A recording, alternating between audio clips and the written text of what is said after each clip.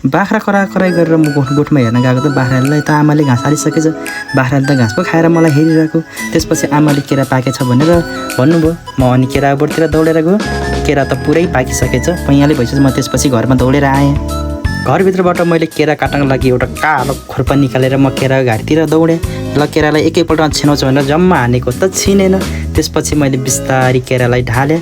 त्यसपछि यसो हेरेको त केरा त सबै पैँयालै भएर पाएको। एउटा केरा कस्तो रहेछ भनेर मैले चाख्नलाई च्यातेँ र त्यसपछि खाएको त केरा आम्मामा यति मिठो सबै केरा खान पनि भएन। त्यसपछि मैले केरालाई काटेर मैले बोकेर घरतिर दौडेँ।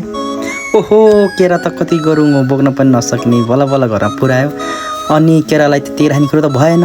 केराको पुरै हातहरू छुट्यायो। त्यसपछि फेरि पनि एउटा केरा खान मन लाग्यो। मैले त केरा खाइदिएँ। अनि केरा त असाध्यै मिठो। हजुरहरूलाई कस्तो लाग्छ केरा? मेरो भिडियो लाइक, कमेन्ट, सेयर र सब्सक्राइब गर्न चाहिँ नभुल्नु होला। भन्दै धन्यवाद।